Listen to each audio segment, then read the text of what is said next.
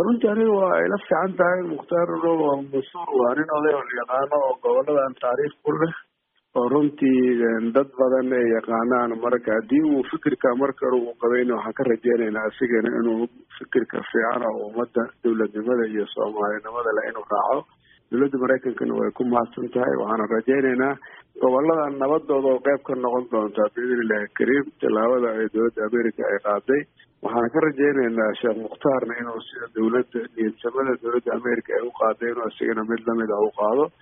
dowladda Soomaaliyeedna waxaan ka codsanaynaa inay tallaabooyinkaas sida ugu habboon oo ugu fiican ayada lafteedana ay ugu jawaabto. kadibna waxaan rajeynaynaa annaga inay ka mid noqon doonto gobolada nabadda iyo xasiloonidoodii iyo jididkoodii oo la furo iyo dowladnimadii soo noqoto inay wax weyn ay ka bedeli doonto taariikhda lagu xasuusan doono aan ka aaminsanahay. tallaabada aad jeclaan lahayd amaba ay kula tahay in dowladda federaalka ay qaado ee ku saabsan dhinaca Abumansuur maxay tahay Shariif Xasan?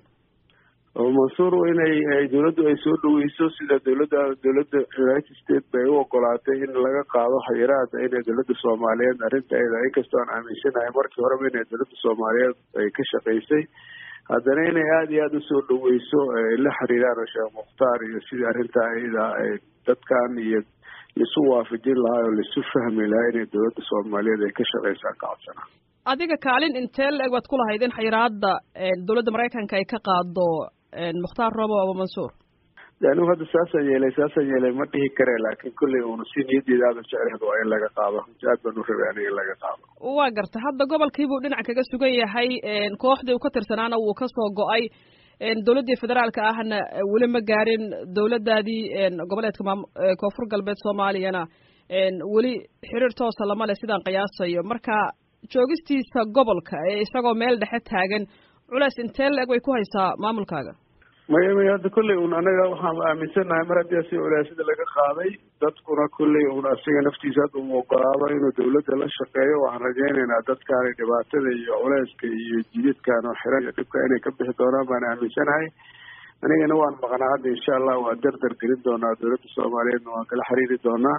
asiga naftiisana waa la xiriireynaa. waxaan rajeynaynaa inaan maalmaha inta si fiican u dardar gelino wax wanaagsan oo ummadan dowladnimo iyo degenaansho u keena inay kasoo baxaan oo Mukhtaarna uu ka qaato tillaabada ugu fiican oo dadkiisii iyo dalkiisii iyo nabadeeda iyo dowladnimadooda ku hagaagi lahayd inuu qaataan asigana ka rajeynayna. mar haddii asiga xayiraadda laga qaaday dowladda inuu tago wax dhibaato ay leedahay male. dalka dowladda Soomaaliyeed oo dowladda federaalka u taliso maamul goboleedka kolley wixii dowladda qabto buu qabi karaa.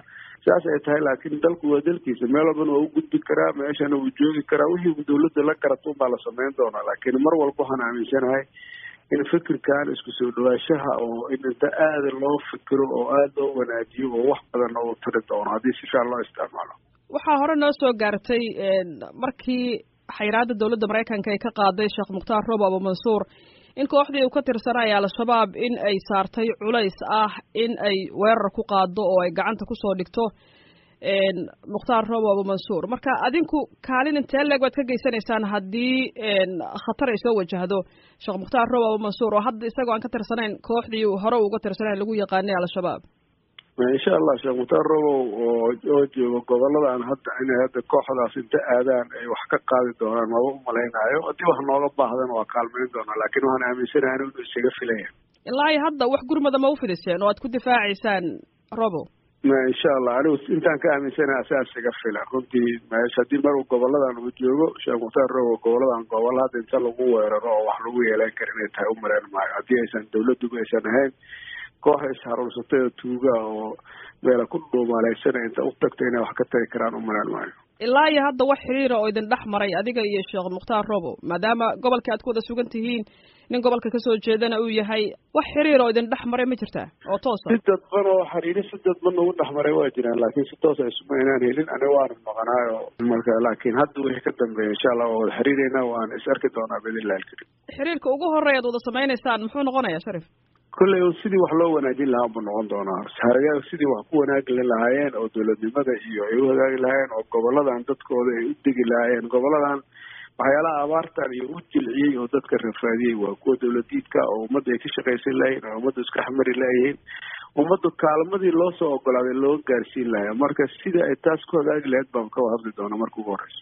marka maadaama sheekh mukhtaar roobo abu mansuur uu yahay nin keligii ah inkastoo ciidamo uu wato muxuu ka bedeli karaa baad isleedahay xaaladda adag ee gobollada koonfur galbeed soomaaliya ka taagan ee abaarta ay ugu horreyso colaadda ay ku jirto baahida ay tahay muxuu ka qaban karaa baad isleedahay nin keligii wallahi waxaan isleeyahay ciidamo badan oo asigoo ku xiran oo qoladan dawladiidka ah oo ku xiran baa jiro marka ani waxaan isleeyahay mar hadduu asi kasoo go'o ciidankaas oo dhan baa meesha kasoo gii doono jidadku way furmi doonaan mar haddii jidadka furmaana dadka in la gaaro kaalmo la gaarsiiyaa la heli doonaa kadibna wax kalo inay development iyo horumar la gaarin waa iska imaan doontaa wax baaqa oo gaara oo hadda idaacadda v o a aad u marinaysa ma jirtaa sheekh mukhtaar roobo abu mansuur haddiiba uu ku dhegaysanayo sheekh mukhtaar hadiib uu hadda uu dawladda maraykanka haddii ay culeyskii ka qaaday inuu dawladda soomaaliyeed iyo dawladdiisii inta la xiriiro oo sida allaale sida ugu wanaagsan oo dalkiisa iyo dadkiisa wax ugu qaban lahaa dhibaatooyinka kuwa dawladiidka oo rafaadka ku hayaana diiniyan iyo xoog ahaanba sidii looga gudbi lahaa inuu sheekh mukhtaar wax ka qabtaan ani waan ugu baaqayaa